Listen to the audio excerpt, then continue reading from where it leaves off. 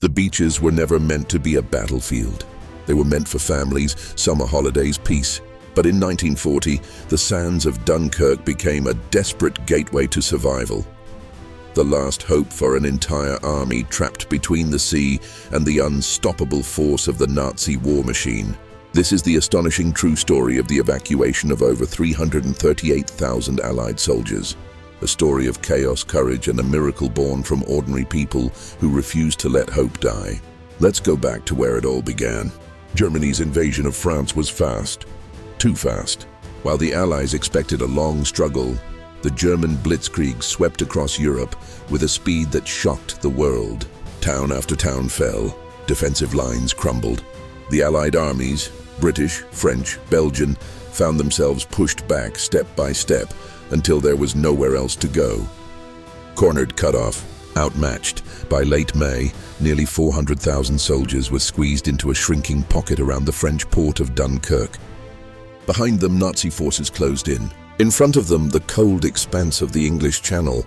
They were out of ammunition, out of options, and running out of time. But Britain refused to abandon them. Operation Dynamo, an evacuation plan rushed into existence, was launched from deep below Dover Castle. Naval officers huddled in war rooms, charting the coastline, calculating tides, desperately searching for a way to bring their soldiers home. But there was a problem. The port of Dunkirk was destroyed.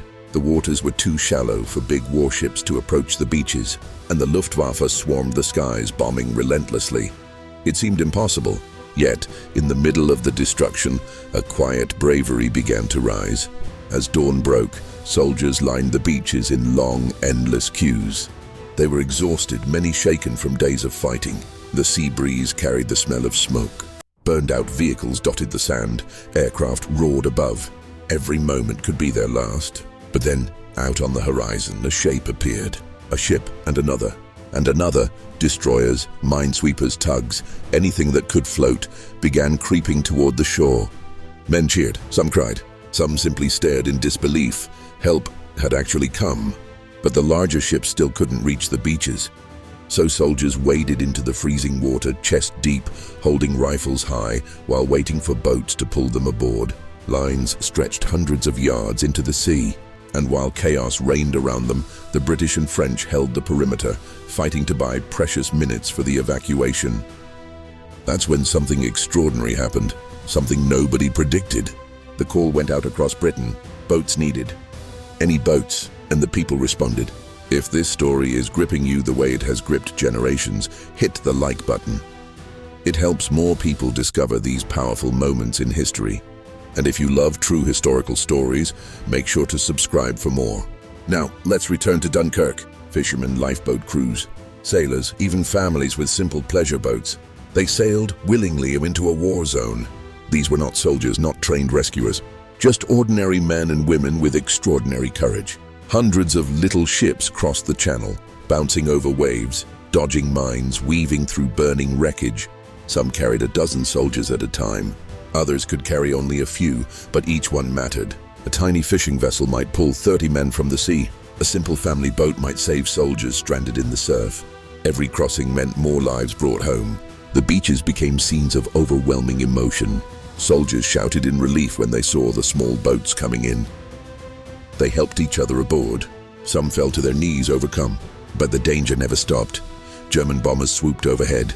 Stuka screamed as they dived. Explosions churned sand and sea.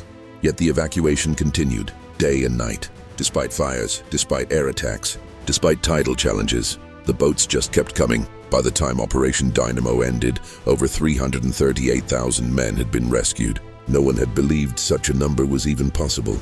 And in Britain, when Prime Minister Winston Churchill addressed the nation, he spoke words that would echo through history. "We shall fight on the beaches. We shall never surrender." The Miracle of Dunkirk wasn't about victory. It was about survival, about unity, about thousands of ordinary people rising to an impossible challenge.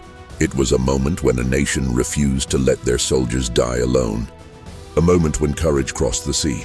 A moment when hope, fragile, flickering, unbelievable, refused to be extinguished. If this story moved you, make sure to subscribe for more epic true history stories just like this one. Drop a comment and tell me, should I cover another WWII evacuation or another incredible moment of courage? And thank you for watching. History lives on because we remember it together.